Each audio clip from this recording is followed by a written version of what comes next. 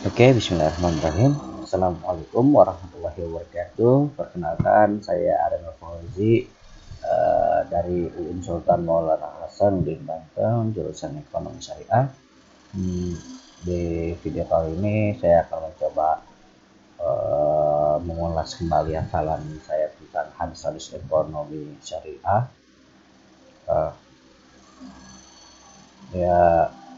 Ini juga sebagai salah satu syarat atau tugas akhir di mata kuliah hadis-hadis ekonomi syariah gitu. Oke, pertama ada hadis tentang produksi. Bismillahirrahmanirrahim. Al-Iqdami radhiyallahu anhu ar-Rasulullah sallallahu alaihi wasallam ma akula ahadun ta'aman qattu khairan min ayyakulu min amali yadihi wa inna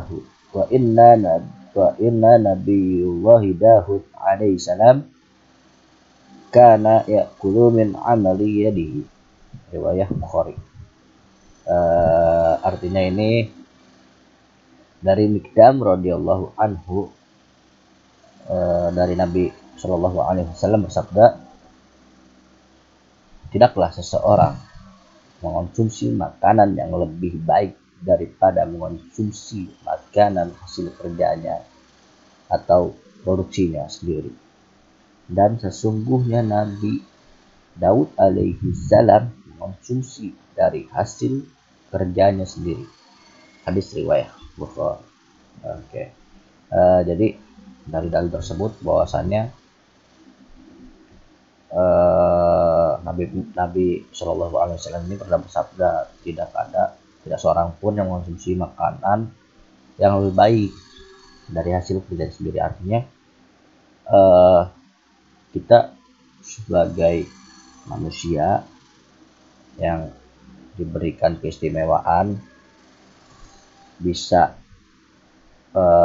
menjadi khalifah di bumi, artinya bisa mengelola bumi ini gitu. Jadi ya marilah kita sebagai manusia yang pandai atau yang cerdas, bijak menggunakan sumber daya alam yang ada sehingga bisa kita produksi gitu, untuk kita konsumsi sendiri atau bersama-sama dengan manusia yang lainnya.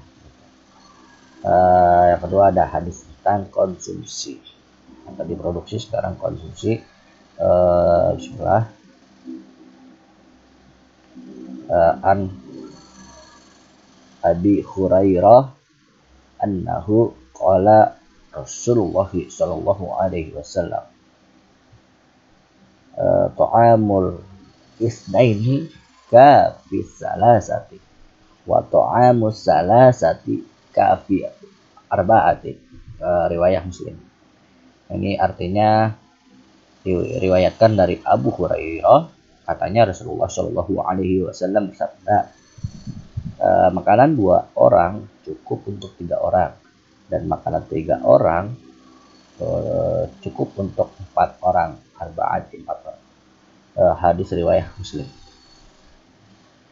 Nah, jadi seperti itu. Jadi kalau kita mau konsumsi yang porsinya seharusnya untuk 2 orang, ini sebenarnya cukup untuk kita bertiga.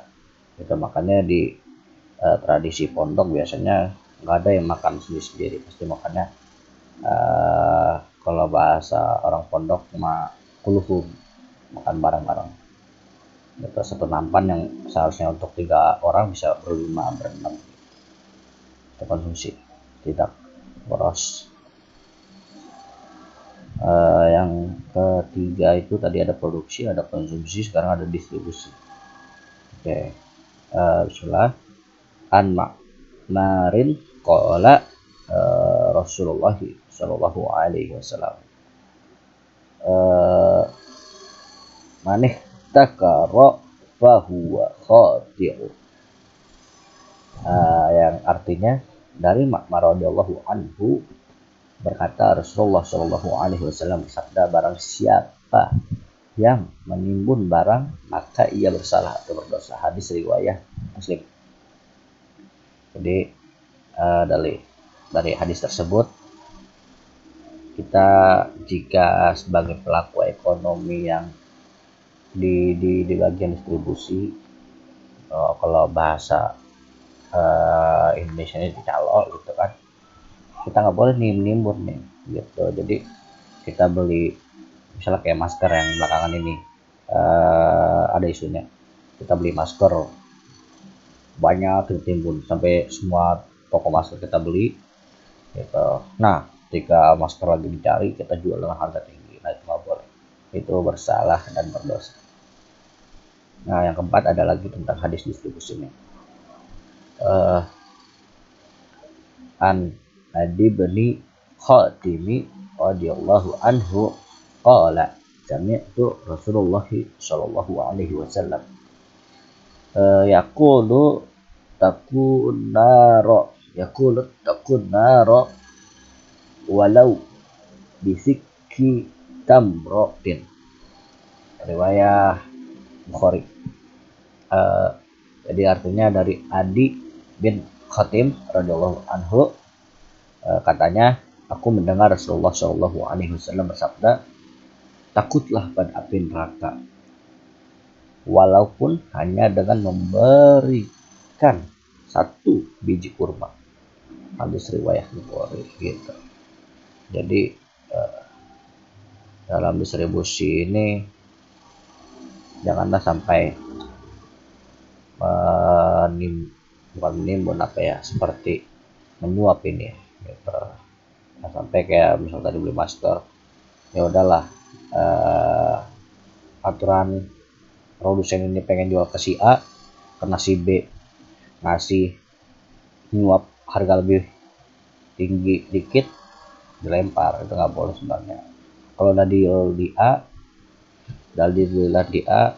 nggak boleh dilempar ke B karena hanya harganya menawarkan lebih gitu.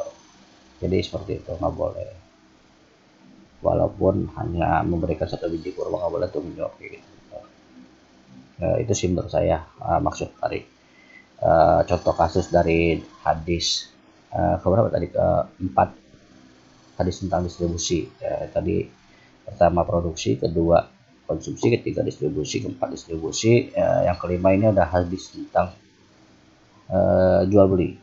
Nah, jual beli yang dilarang. Bismillah. An Abi Hurairah qala nahara Rasulullah sallallahu alaihi wasallam an bai'il hafatin wa an bai'il gurorin. Ini dari riwayat Muslim, yang artinya dari Abu Hurairah, katanya Rasulullah Shallallahu Alaihi Wasallam melarang jual beli dengan khasar, melempar batu atau kerikil, dan juga jual beli bai'il gharari, jangan jual beli dengan cara menipu gitu. Jadi dari Abu Hurairah, katanya Rasulullah SAW melarang jual beli dengan khosoh tadi, melempar batu atau kerikil, dan jual beli dengan menipu gitu. Dari hadis riwayat Muslim. Jadi maksud contoh kasus dari hadis kelima ini, kita sebagai penjual nggak boleh menipu gitu, nggak boleh khosoh melempar batu. Itu kalau menurut saya sih seperti perang harga gitu, nggak boleh, atau nggak boleh bisnis bersaing dengan curang, harus bersaing dengan sehat. Terus terakhir ini ada dalil dari Al-Quran tentang riba yang biasa kita dengar. Ini dari surat Al-Imran ayat 130. A'udzu billahi minasyaitonir rajim. Bismillahirrahmanirrahim. Ya ayyuhallazina amanu la ta'kulur riba adhafan mudha'afah wattaqullaha la'allakum tuflihun, yang artinya hai orang-orang yang beriman, janganlah kamu memakan riba dengan berlipat ganda, dan bertakwalah kamu dengan Allah supaya kamu beruntung. Gitu. Jadi wahai orang-orang yang beriman, janganlah kamu makan harta riba dan berlipat ganda, dan takutlah gitu. Dan kamu harus bertakwa pada muflihun, la'allakum muflihun, itu dengan Allah Subhanahu wa taala supaya kamu muflihun, beruntung gitu. Jadi kalau bisnis kita mau untung, kita nggak boleh nih riba, kita nggak boleh nih ngambil keuntungan yang berlipat-lipat ganda, kita nggak boleh gitu. Saya mungkin sedikit sambil ngulas hafalan saya yang mulai agak hilang tadi, sedikit ada distrak atau gangguan gitu, karena di rumah saya sedang ada anak kecil. Mungkin sekian dari saya. Wallahul muwaffiq ila aqwamit thoriq. Wassalamualaikum warahmatullahi wabarakatuh.